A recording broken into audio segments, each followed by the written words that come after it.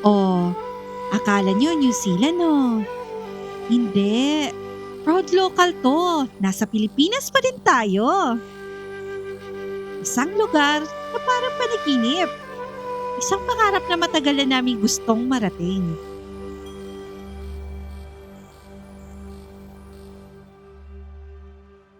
Tatlong oras na biyahe mula sa Bulacan. Bakong-bakong daan.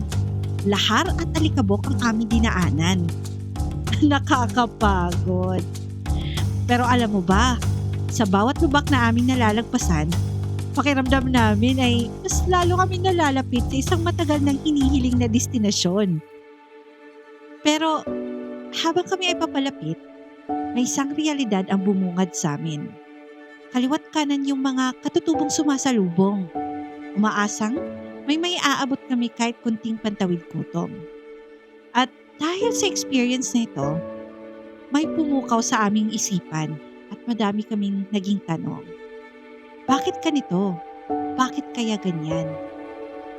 Pumunta kami dito sa isang lugar na to para mag-relax at humanga sa tanawin. Pero ang Mapa Nueve, higit pa dun ang kwento. Higit pa ito sa isang magandang view. Dito, may isang kwento na tila ba kinalimutan na ng panahon.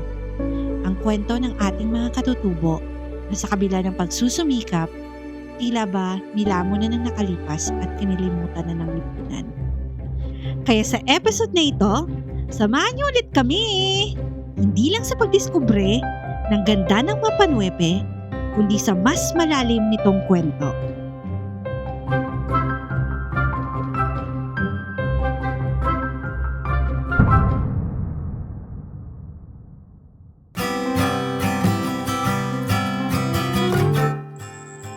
Pangatlong araw na namin sa Lake Mapa Nueve. Excited na kami at tumila na ang ulan. Pero nasa isip pa rin namin ang mga kwento ng mga nakausap nating lokal noong mga nakarang araw. Ano pa kaya madidiscover natin? Harit, good morning! Good morning! Ayaw mo pa lumabas? Ayaw pa lumabas? Sige, diyan ka lang. Oh, good morning na rin. Bangon na.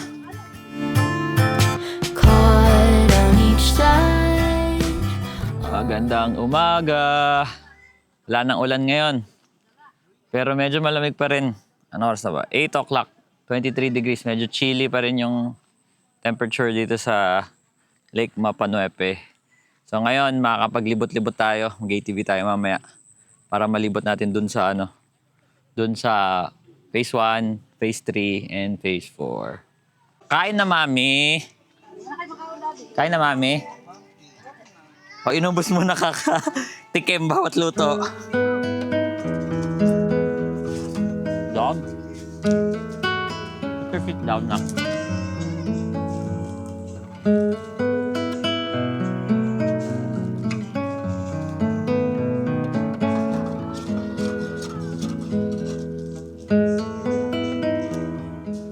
Saan na sila?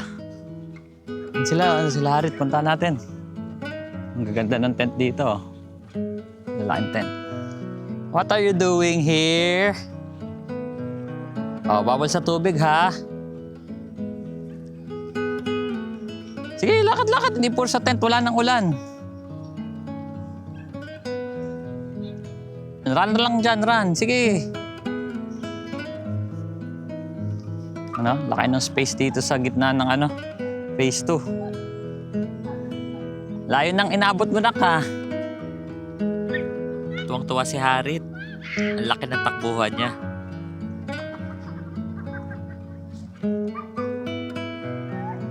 Saan ka na? Yan. Sige, takbo-takbo lang. Uy. Nakauwi ka, ha?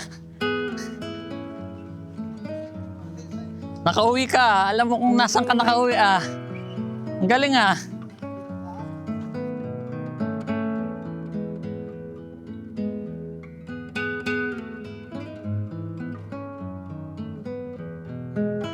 Interview namin si nanay kanina, isang local dito. Papakita ko sa inyo yung part na yun. Medyo mahaba, 3 minutes, pero dami kaming nalaman tungkol sa buhay nila dito, gaano kahirap. So, baka next time pag bumalik tayo dito, magdadala tayo ng ng mga kahit konting tulong lang sa nila. So, dati po nung pumutok ang Pinatubo, ito daw sabi lake to. Hindi po like to. Ay, hindi. Ilog po yung palayan. Ay, ilog pala. Pala, hindi siya tubig. Palayan po to, baliw. Itong mismong campsite na to. Ito. Baliw. Tapos ito pong lake, wala pa yan. Ah, Wala pa po yung lake na yan. wala pa po. Ano po yan? Kawayanan, nyug, Nyog. nakatanim dyan. Yung mga bahay Kawayan doon. ng Bukid. Yung mga bahay na lumubog sa lahar. Dito, Sa ano po yan? Sa doon po sa Piliyon. malayo-layo pa. Oo, yun sa may simba po. Tapos po, nung pumutok yung vulkan, nabuo tong lake. Nung pumutok ang bulkan niya, June 16, 1991. Nung nagkaroon ng leak yan dahil sa mga sapa. Naipon. Naipon po. Naipon. Nalubog to, malalim. Ano nga po pangalan niyo? Maxima po. Nanay Dina. Maxima. Si Nanay Maxima. Pagkwentuhan tayo dun kay Nanay dahil sa yung history ba ng Tapos itong parang mga campsite, binili po nung mga may-ari. Hindi po sa kanya po talaga. To start with sa kanila na. Tapos iba-iba may-ari kaya madaming face. Magkakapatid po sila. Saan po kayo nakatira niyan? Sa bundok po. Dito po?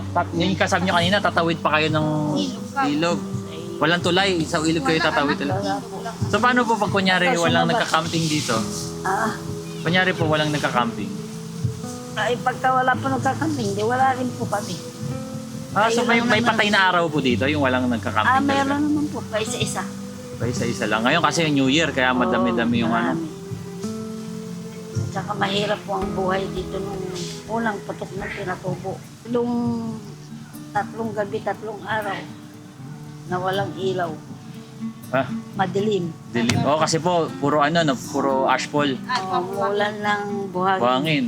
Itong mga pine tree na to, hindi nanggaling dito, tinanim dito, hindi. Galing po sa Pinatubo lahat yan. Ay, paano po nangyari? So sumabog, yung mga buto niya, umabot dito, tapos naging pine tree. Buga. Tapos nabuo yung lake. Dahil naipon yung tubig.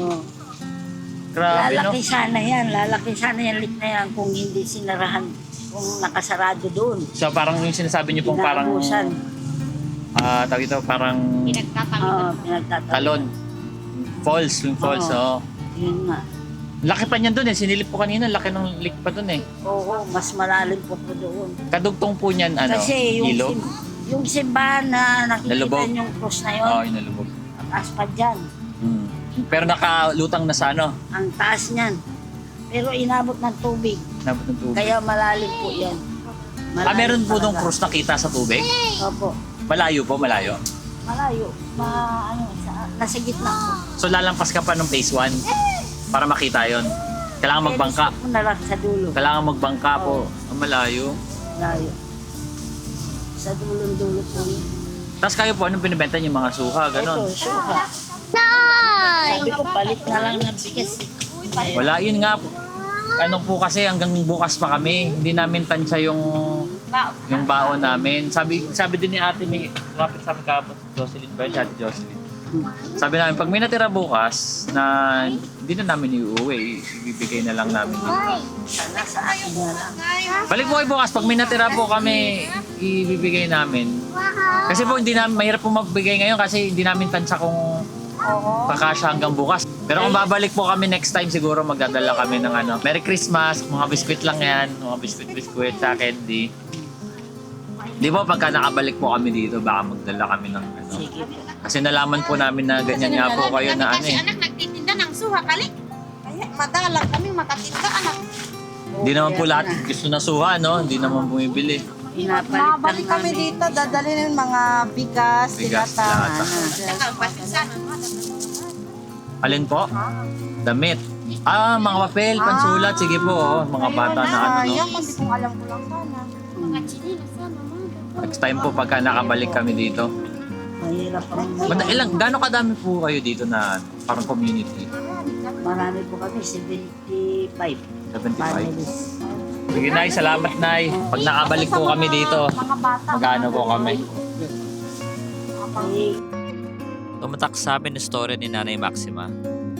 Nabigyan linaw kung anong klaseng buhay meron sila dito. Hindi madali, pero kinakaya nila.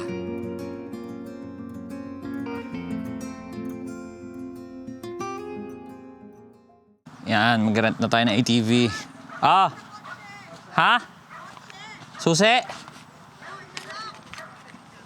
Nasa akin pala. Okay, let's go! Let's go na! At habang iniisip pa namin ang pwedeng gawin sa mga kwentong narinig, libutin muna natin ulit ang Lake Mapanuepe. Paano pala yung orasan? Kung ano oras ka umalis? Ayan. Dalawang ATV, libot tayo. Saan tayo?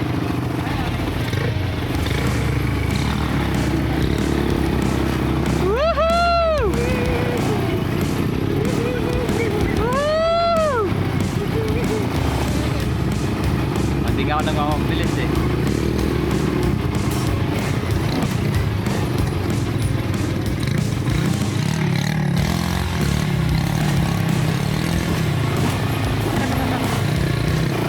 Ito pala pakiramdam ng motovlogger.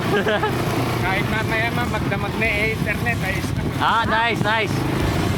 Ayun yung CR nila. Nandito tayo sa phase 4. Dami ng tao. So makita yung phase 1 eh. Ayan o, welcome to New Zealand. May sign no, welcome to New Zealand. Ayan yung tindahan. Ayan o. Wi-Fi, Gcash, frozen food. Ayan o. Pero ano yung doon na campsite? No? Palabas na ata ito eh. Balik tayo, balik tayo.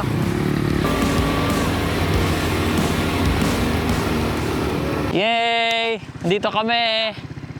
Yay! May batang nag-e-enjoy. Oh. What's up?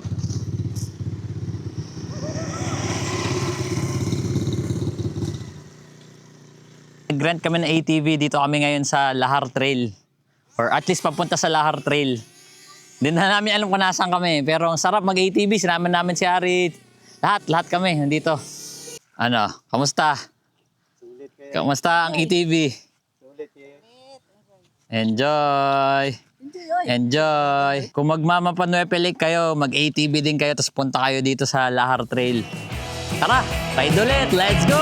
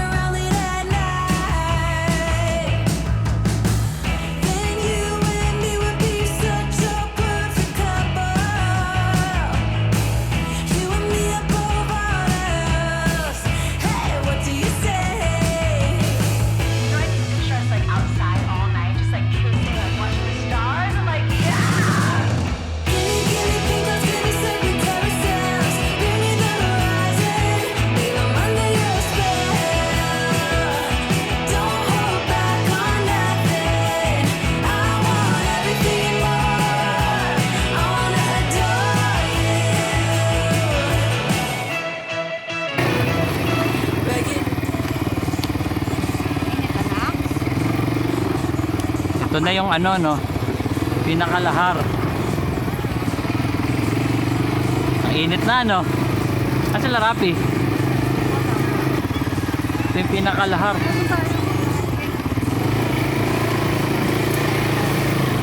Saan? Saan mo gusto? Saan mo gusto, mahal?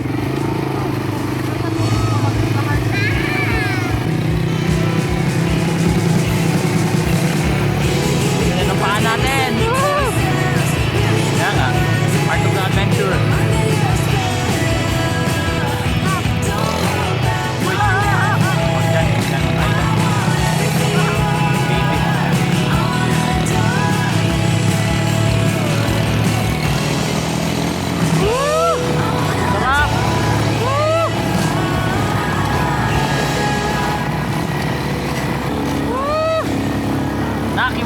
tsaka daddy mo, mga adventurous.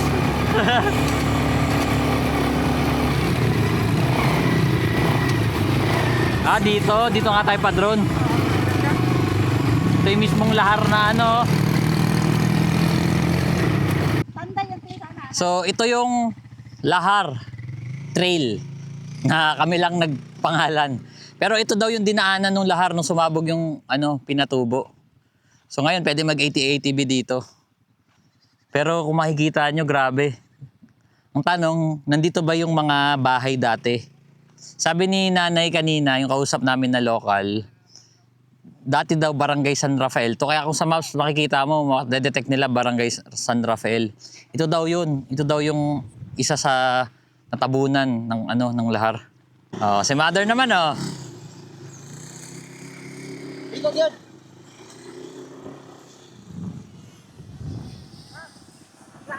Hataw! Hataw! Hataw! Sige, go! Woohoo!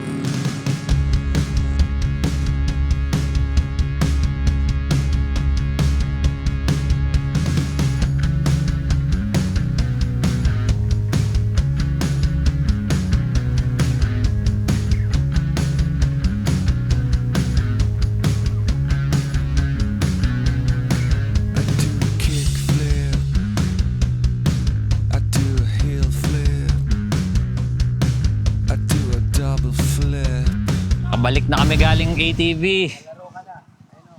Sarap, sarap. Parang bitin na bitin. Pero kakain na muna tayo. Oo nga pala, nakaluto na kami bago pa kami nag-ATV.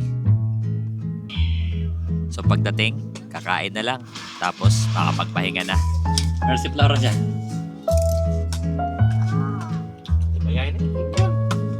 Pero dito naman nagakuha ng mga... Okay, so tapos na lahat kumain. Alam nyo na ang susunod.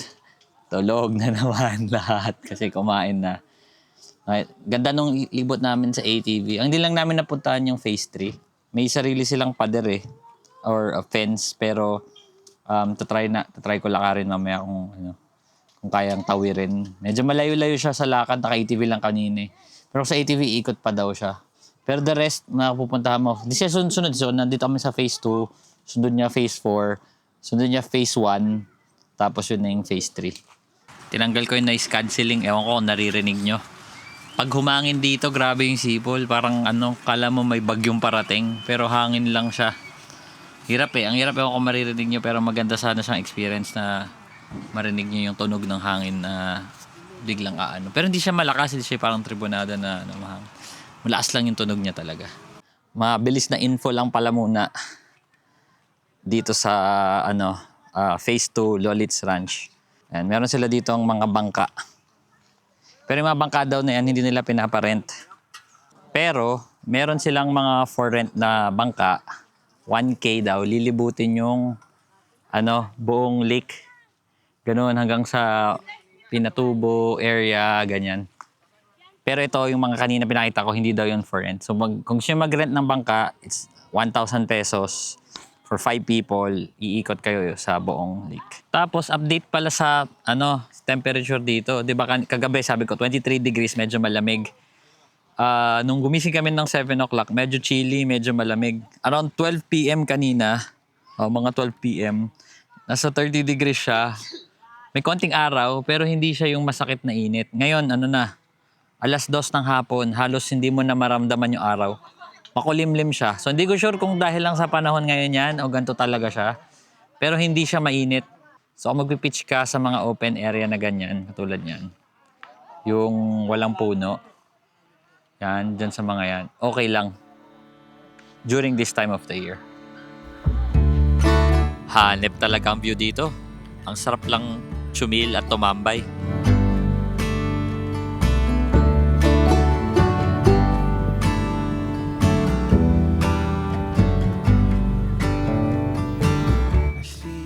Picnic lang sila dito. Basta po kayo dyan. Baka ko pa ma-upload yan. End of January pa. Okay po. So, libot lang tayo ulit.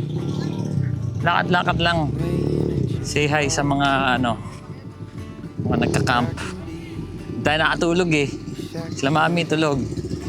Harit tulog. Lola tulog.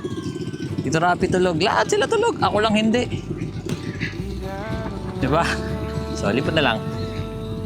Chill-chill ibot lang tayo. You got love, religion, Yan, phase 4. love, religion. Pine tree doon. Malayo-layo yung pine tree sa lake area. Try ko pumunta ng phase 1 kasi doon daw pwede mag-swimming. Ako kung kaya kong lakarin. Pero parang malapit na dito na ako sa phase 4. Kadugtong lang yung phase 1 dyan tayo bumili kanina ng ATV. Doon daw kasi pwede mag-swim. So tingnan natin kung ano. Ito yata yung phase 2 extension. Sinasabi nila kuya, may barbed wire na pa phase 4. So meron din palang harang yung phase 2. So kung tatawid kayo, daan-dahan. Kalawang pa yan, oh. Kalawang. So, tatawid tayo. Dahan-dahan lang. Ayun, dito mga daming punong magkakadikit. So pwede kayo maghamak. Hello! Hello! Hello! Ingat kayo! Daming kalabaw. Ewan ko nakikita nyo sa time zoom. Wala eh. Pero ang daming kalabaw. Papunta sila sa Cody na tent. Ito, na to? Sure ako ito, phase 4 na to. Tingnan nyo, ang lawak talaga. Pero New Zealand ba talaga feels? Ewan ko, di pa ako nakapunta New Zealand eh. Dito daw, dito may alon. Kala mo dagat. May alon dito. Oh? Maalon siya. Doon sa banda sa amin, wala. Siguro kasi open. Open siguro doon. Mas mahangin, pag ganun yung hangin. So may alon siya. Ewan ko sa inyo, ako usually kasi pag sa lake, nakikita ko sa lake, wala talagang alon. Ngayon ko lang nakita na may alon yung lake. Pero kasi nga, open yan eh. Tapos parang shore yung itsura niya dito eh. So maalon siya pag ganun. Dami ng bangka dito. Ito siguro yung mga boat ride na tour na sinasabi nila. Phase 4 na to. Phase 4 tong may parang alon. Parang umaalon yung lake. Kala mo dagat. Yan ang lawak ng phase 4 Tingnan nyo, ang lawak niya. Pero kung papansinin niyo yung pinagkaiba dito sa phase 4, ang lawak ng open lot, open space, ang mga puno andun na sa bandang dulo. Meron pa rin, so pwede kayo mag-pitch doon. Pero mas malayo siya doon sa lake. So kung gusto niyo ng parang lakeside, wala kayong puno. So pag tag-init, mainit talaga. Ngayon okay lang kasi hindi umaraw buong araw ngayon, makulimlim. Hindi ko alam kung dahil sa panahon o ganun talaga dito. Pero ang ganda ng view dito pag nasa lakeside ka. Kitang-kita mo yung mga bundok. Dito, yun, kung gusto mo, doon ka makapupesto pag gusto mong malilim sa mga puno. So yun, di ba? Kung di naman ganun kainit, okay lang pumesto dito sa phase 4 sa open field. Kaya di mo na kailangan doon sa sa mga puno-puno dahil hindi naman maaraw. Pero kung maaraw, siyempre mas maganda doon sa mga puno para hindi ka mainitan. Ito yung CR ng phase 4. Di ko na papasukin na. Yan, dalawa. Ito ata to, parang opisina, bahay nung kung opisina o bahay ata yan nung caretaker. Pero dalawa lang ang CR. Ligo at dumi. And then pwede rin dito. Pwede rin kayo mag-rent or kumuha ng wifi sa kanila. And then yung hugasan nandito sa gilid. Yan, may hugasan dyan. So yun, malaki pa dun, malawak pa dun. Pero yung area na to, yun nga, malayo siya sa lake. Pero puro puno. Kung gusto nyo yung ganyan na puno, lawak, di ba? Lawak ng Mapanuepe. Hirap ikutin talaga. Ayun, dito, mga pine trees na parang ang Baguio. Pine trees. Ito yung gitna. Feeling ko ito middle ground to eh. Kung gusto mo kita mo pa rin yung lake. Medyo malayo-layo lang. Pero dito yung mga pine trees. Dito ka. Malilim dito, sure ball ako kahit ano. Kasi ang daming pine trees eh. Ito ata phase 1 na to. Kasi yun yung tindahan eh, yung Belen Store.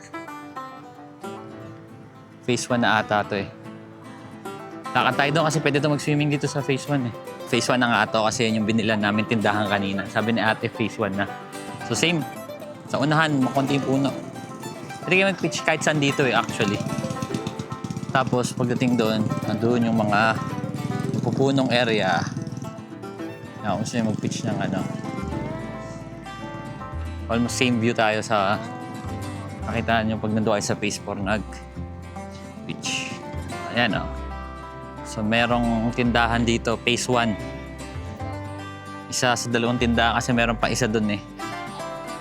Ayan, tindahan sila dito. For rent nga eh. Tent table, camping chair, mating monoblock, kayak, bangkas, jet ski, di ba? 24 hours daw tong tindahan na to dito sa phase 1. So, kung nandun ka sa phase 2, wala na kasing tindahan dun sa phase 2 eh. Kung nandun ka, magkotse ka na lang papunta dito. Or lakarin, pwede rin naman maglakad. Yan, dito may mga bangka. Sabi nila pwede daw mag-swimming dito sa side na to eh. Dito sa ano, siguro kasi hindi malalim. Para siya talagang dagat. Kasi may alon. Maahalon eh. Saan sarap ng hangin dito. Grabe, sarap ng hangin. Natin yung maalon. Para siyang dagat umaalon. So, iba-iba kasi yung kwento dito. Depende kung sino tatanungin. Sinasabi ng iba, hindi daw safe lumangoy kasi may mercury content. Yung tubig. Yung mga ibang taga dito naman sinasabi, okay lang mag-swimming dyan. Kinakain nga din daw nila yung isda. Tapos yung iba sinasabi, malalim daw doon sa phase 2, kaya bawal mag-swimming. Dito since mababaw, pwede mag-swimming. So ako actually, di na lang kami nag-swimming. Pero kayo, kung ano sa tingin nyo, research na lang din kung ano ba talaga. Pero may mga nakikita ko dito nag-ano sa tubig. Naglalaro sa tubig or tatampisaw. Yan, akala mo nasa beach na ako, no? Panuepe pa rin to. Phase 1. Diyan yung phase 3, oh, may fence. Ang daan papunta dyan is dun pa. Doon. May palabas tapos kakananan ka para makapasok. Dito walang way makapunta sa phase 3. Hindi na siguro ako pupunta dyan. So, Belen Store, yung isang tindahan dito sa phase 1. Punta kami dito kanina kaso walang tao eh. Kaya doon kami bumili sa kabila. Yan, ito. Belen Store. Panuepe. So, ito yung isang tindahan dito sa phase 1. Yan, kompleto din. Pero dito nga pwede magpa-Gcash. May frozen food pa sila. Wi-Fi, Gcash, frozen food. So, hindi daw sila 24 hours pero hanggang 11 usually. Pero pag nagsabi na maaga, pwede kayong pumunta doon. Kunyari, alauna, may bibiling kayo. Sabi lang sa kanila, gigising din naman sila. Para kung may bibiling kayo. Nakita ako. Wala nito doon sa phase 2 eh. Pero dito, merong poso. May tubig. Nice. So, libre tubig.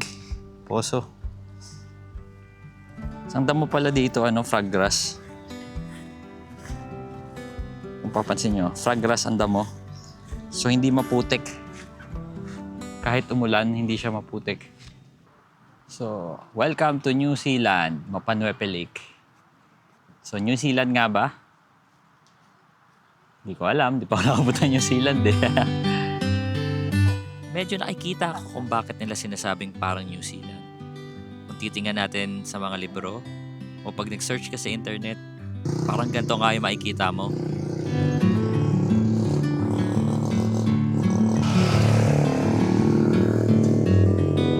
Napaka-relaxing pag nandito ka.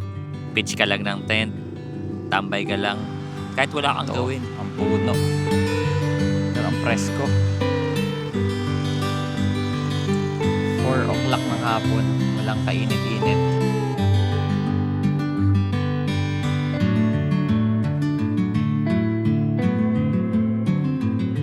So yun, sana napakita ko sa inyo yung as much as I can nung Mapanuepe Lake campsites. Kasi magkakaiba yung campsites per phase 1, phase 2, phase 3, phase 4. Hirap talaga libutin yung buong yung buong area kasi malaki siya. Pero I hope napakita ko sa inyo yung general location and nagkaroon ko ng idea kung ano itsura nung area dito sa Mapanuepe. Para pag pumunta kayo, alam nyo na. Wala kaming nabiling ngayon kahoy. Wala na yung nagsisibak. So, nangolekta na lang ng Ang kakaiba ngayong araw, nagsimula lang to kanina umaga. Yung kanina, di ba yung pinarinig ko sa inyo kung narinig nyo. Tunog ng hangin hanggang ngayong gabi. Tapos ngayong gabi, syempre gabi mas nakakatakot siya kasi parang parang ganun eh. Para siyang yung tunog niya yung parang malakas na ulan na papalapit ng papalapit. Di ko alam kung ano yan first time namin na-experience. First time din namin na-experience dito. Pero dahil dun sa hangin na yon, sobrang lamig ngayon. Register sa akin 23 degrees. 22, 23 degrees. Yung nag-register sa akin ng lamig ngayon. So may chilly night kaya sakto yung bonfire. Ayun na naman yung tunog ng hangin, no? Ewan ko talaga kung naririnig nyo sa mic. Baka hindi. So, titingnan nyo. Ayan o. Lakas o. Uuga yung ilaw.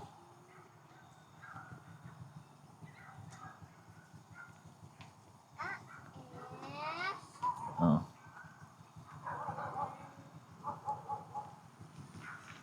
Ayan o. Ang lakas o. Dumaan na. Ganun din sa tangal, JP. Ganyan o. Hindi lang siguro obvious sa video. Kasi saka yung dome tent talaga hindi siya umuuga sa hangin. Pag umuga siya, ibig sabihin medyo malakas na yung hangin. Yan ka lang ba? Pero ngayong gabi lang namin na-experience to. Wala to nung mga nakarang araw. Ngayong gabi lang namin na-experience yung ganong hangin. Sa kaninang umaga. Nung mga nakarang araw wala eh. So, kung hindi mo alam, parang nakakatakot kasi parang ganun yung tunog niya na papalapit ng papalapit. Kumbaga parang malakas na ulan na papalapit. Pero hangin lang siya. Ang dinner ngayong gabi, simple lang, spam at itlog. So yung mga binaon namin sa camp na to, konti lang yung binaon namin na lulutuin talaga kasi di namin alam kung may mabibilan ng yelo. So may mga delata, ganon, para kung sakaling walang bilan ng yelo, makakain pa rin. What's up guys? What's up? Kakakain lang namin, chill na sa bonfire. Lamig kasi dito sa gabi, sarap tumambay. Ano siya, 23, 24 degrees. Pero may hangin kasi ngayon kaya napaka sarap ng bonfire, chill lang. So far sarap ng experience natin dito sa Lolitz Ranch sa phase 2 sa Mapanuepe. Yan, kung napapanood nyo na to, malamang nakaabot na kayo sa bandang dulo ng video namin. At nakita nyo na kung paano namin nilibot to at yung experience namin sa ATV. Sarap dito. Magdala kayo ng itak or something pang putol ng puno kasi ang daming parang pine tree na nakakalat, dry. Wala kasi masyadong ulan so ang daming dry namin nakuha na kahoy. So, ayan, pang matagalan tong bonfire namin ngayon. Pwedeng bumili ng kahoy sa kanila, 200 pesos. Yung nabili natin kahapon, no? Nag-bonfire tayo kahapon. Kaso wala kasi yung taga-sibak nilang kahoy ngayon. Umuwi ng maaga. Nasa Pero okay lang. Madami tayong na-discover ngayong araw. Hindi lang yung ganda ng lugar, pero pati yung mga storya na narinig natin kay Nanay Maxima. Ito ay nakatatak sa ating isip habang nandito tayo sa bonfire. Kaya ba nating tumulong sa kanila? meron ba tayong maitutulong sa kanila? Umaga na. Silipin natin kung sinong maagang gumising para mag round 2 ng round 2 fishing ni Mami. Oh. Mami, minahuli ka na? Wala pa, kakalapag lang daw ng bait. Ah, may ulam kaya tayo ngayon? Tingnan natin. Nung nakaraan, uwing luhaan Pampano. Pampano. Wala pa rin. Wala pa rin mahuli. Waiting game kasi. Ay, okay. Ayaw pa namin umuwi talaga eh. Sarap dito sa Lake Mapanuepe. Lamig sa gabi. Doon nakakatakot kagabi, may parang Mumu. yung hangin, di ba? Kunento ko sa inyo yung hangin na na malakas kagabi. Malakas na bulong. Pero ako, tulog na tulog. Sila yung parang nagising. Pero kayang-kaya ng tent. Malakas daw talaga yung hangin, parang CST ba? Level? Hindi naman. Hindi naman CST level. Ay, hindi naman pala. Pero malakas talaga. Peg niya pa din yung mga tent niyo. Ang relaxing dito, sobrang relaxing. Sarap ng tulog. Si Harit, masarap tulog. Lahat kami masarap yung tulog. So parang ayaw pa namin umuwi. Parang gusto pa namin dito. 3 days na kami dito. 4 days actually, no? 4 days kami dito. Parang pag inatake ka ng insomnia, sarap pumunta dito para cure your Baka bumalik pa kami dito next time. Tapos gagawin tayong something. Planuhin muna next time. Yan, break up na tayo unti-unti. Para mamaya hindi na mahirap. So, nakahuli ba kami ng isda? Sa tingin nyo? Tingnan natin, ha? Tingnan natin. Grabe ang isda dito! Grabe ang isda dito. Tuyo na. Oh, yung iba, nasa lata. Grabe. Ang galing ng isda. So, bokya na naman. Pangilang fishing na natin to, Mami? Hindi. Connor Woods, Santillana, hindi tayo nagano. Sa Connor Woods, Payapa. Saka dito, pangatlo. Wala pa rin. 0 out of 3. Next time, meron na yan. Next time. Kain muna. Minsan, ang paglalakbay ay hindi lang destinasyon, kundi pagmulat ng realidad. We often forget to be thankful, not until our experience humbled us.